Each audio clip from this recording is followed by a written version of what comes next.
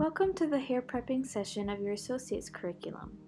I started out shampooing the hair and now I'm adding the argan oil into the hair to help detangle. When I came to the salon, this mannequin looked like it had had a wild night, and some of your clients will come in looking the same. So I went ahead and decided to shampoo because I knew that was going to be the best option and I'd get the best results. Samvia taught me at the Redken Symposium that you have more control if you hold the brush vertical rather than horizontal. It helps detangle easier and it's better for your tender-headed clients. I'd like for you to go ahead and try brushing horizontally and then switch to vertically, and you should be able to tell a drastic difference. I take my time when it comes to handling the hair, especially detangling. Any added roughness will just add frizz and breakage, especially in the wet state.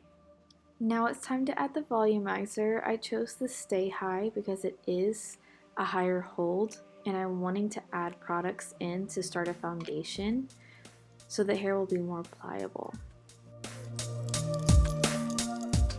Go ahead and apply it directly to the root, and after you're finished mostly covering the root, you can go ahead and run it through the ends just so you don't waste any product.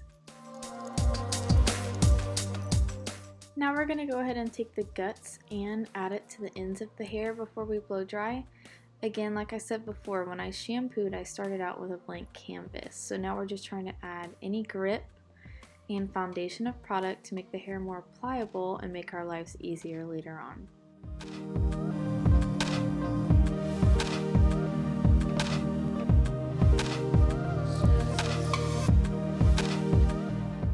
I always blow dry with purpose. You can see here I'm angling the blow dry downwards. That's going to seal the cuticle and not cause any frizz. I'm also lifting it away from where it lives. You can see I'm lifting up the root and then blow drying it.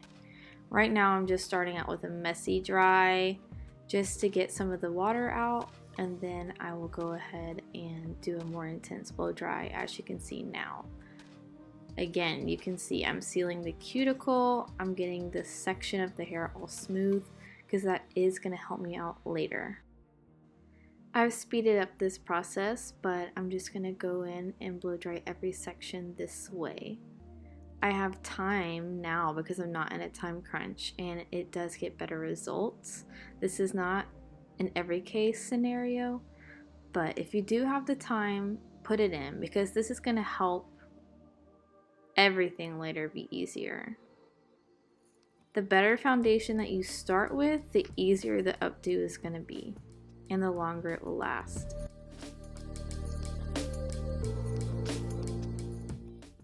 If you have someone come in with very fine hair, you could try adding powder grip with the guts, and that will create more grip and texture.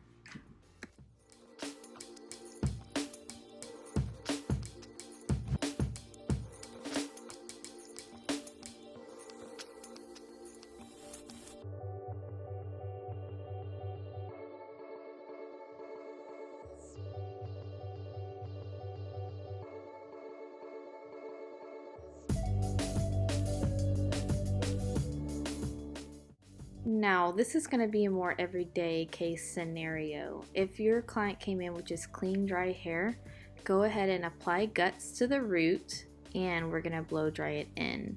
You can even add to the ends of the hair like I did before while it was wet. I didn't do that here because I know I already put guts in the ends. But this is a very important step of an updo, just adding texture and volume to the root. Also, you can see I'm blow drying with my fingertips here because while it is wet, it does feel sticky to the client and it can be tender. So instead of just going in with a brush and ripping the hair out, just blow dry with your fingertips to make it more comfortable for them. Also, your client might freak out a little bit when they see you spraying in mousse to their dry hair.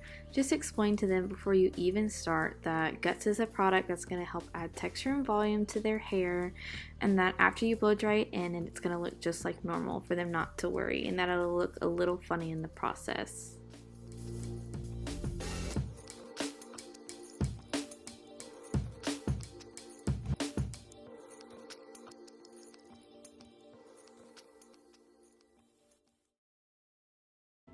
I'm having to speed this up very fast because it took me a solid 30 minutes to do this. So, I take small sections, I spray hot sets on every section, I blow dry it just a little bit to get that moisture out of it, because if you do curl directly after spraying hot sets, it will tend to be very, very crunchy, and we don't want that. So after every curl, I hold it in my hands and I spray it with Fashion Works. Once I get past the nape of the neck, I'm going to back comb every section before I curl. You can see I'm curling, put it in my hand, I'm going to spray it.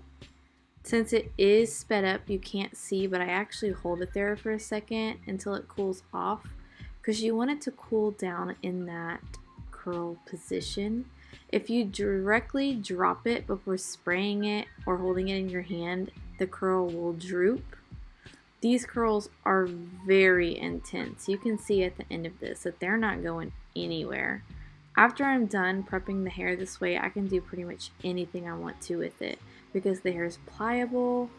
It will just do whatever I tell it to do, and that's exactly what you want for an updo. See, I'm going ahead and back combing that right there.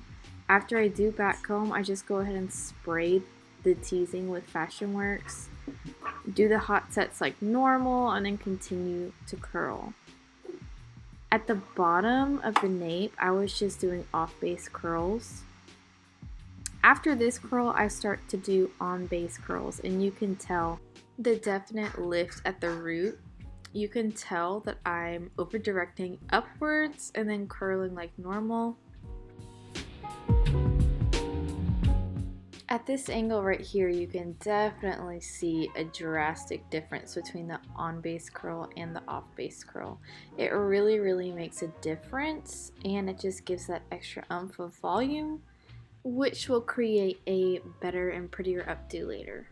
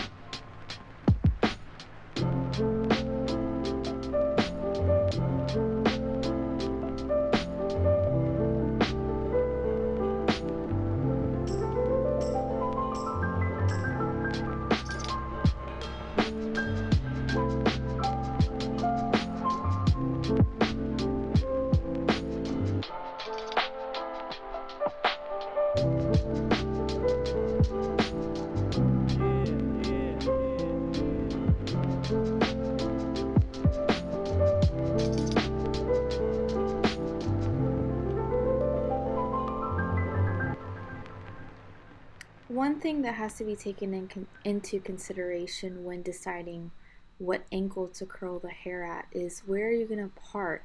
Where's the hair ultimately going to be? If you're going to have a side part, you're going to want to angle the curls.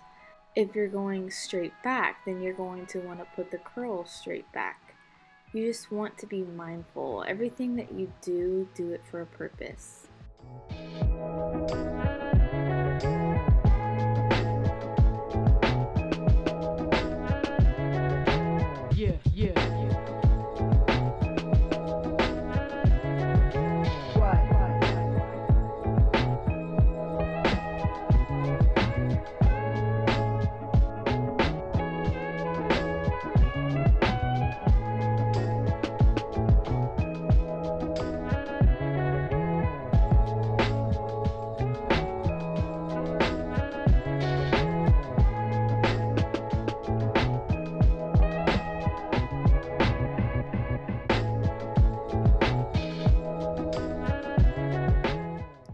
want you to pay attention to what I'm doing to this curl. I'm doing this on purpose because I know I want to create that side swept look.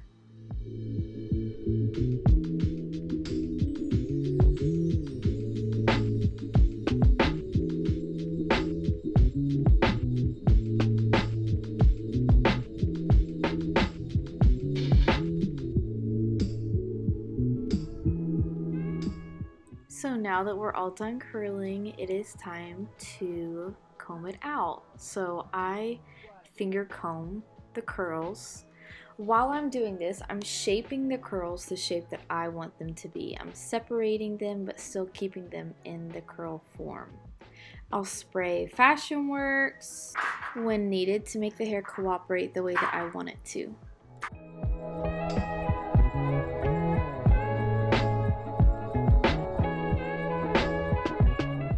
The whole time I'm doing this, I'm picturing in my mind what I want the end result to be. Where do I want the curls to be placed? How curly do I want the curl to be? I really think about a lot as I'm doing an updo. I'm always conscious of what the end result I'm wanting is.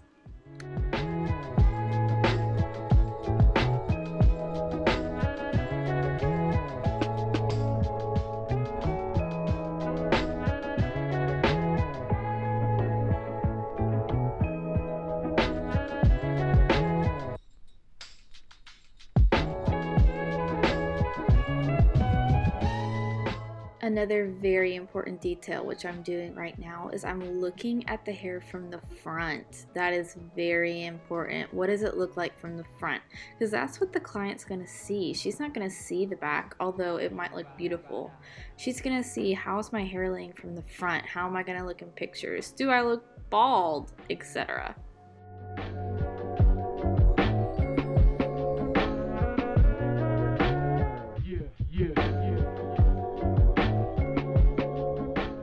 I felt like she was looking a little frizzier than I wanted, so I went ahead and added some Shine Flash, and that just kind of sealed everything, laid down the cuticle, and added some shine, and I was really happy later that I did that. You can just tell, just from this simple little clip, how much of a difference that it makes.